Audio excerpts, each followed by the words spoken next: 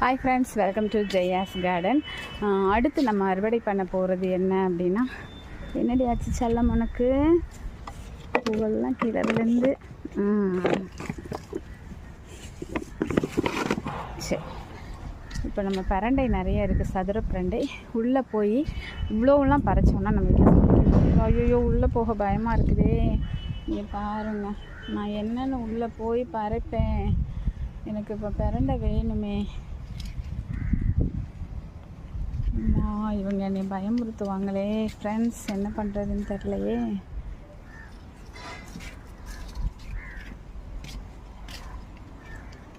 ஆனாலும் உள்ளே போக முடியாது. லேசாக வலிக்காமல் ஒரு குச்சி அவங்க மேலே விட்டேன். அப்பவும் அந்த பிரண்டை அடர்த்தியாக வளர்ந்துருக்கு பாருங்களேன். பிரண்டைக்கு அடியில் போய் உட்காந்துக்கிட்டாங்க ஃப்ரெண்ட்ஸ். ஓகே, இன்றைக்கி நான் பிரண்டை பறிக்கிற வீடியோ போட முடியாது.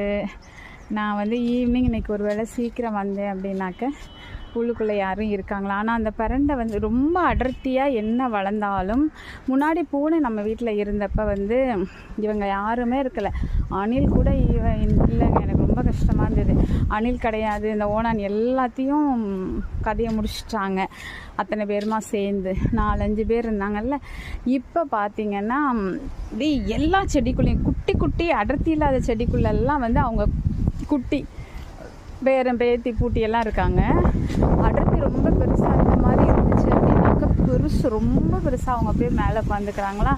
நம்மளை பார்த்து பயப்படுவாங்க. ஆனால் அவங்களுக்கு வந்து நம்ம மேலே தான் வரோமா வேறு பக்கம் போகிறோமாங்கிற அளவுக்கு அவங்களுக்கு தெரியாமல் நம்ம மேலேயே வந்து கடகடன்னு ஏறிடுவாங்க. அதாவது நம்மளே பயமுறுத்திடுறாங்க. ஸோ அதனால் நான் பறிக்கலை ஃப்ரெண்ட்ஸ். ஈவினிங் வந்து பார்த்துட்டு, இல்லைனா எங்கள் வீட்டில் என்னோடய ஹஸ்பண்டை தான் வந்து பறிக்க சொல்லணும். ஓகே, நான் கிளம்புறேன் ஸ்கூலுக்கு.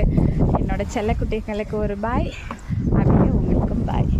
ஓகே, நாளைக்கு பார்க்கலாம், இல்லை முடிஞ்சால் ஈவினிங் பார்க்கலாம் ஃப்ரெண்ட்ஸ்.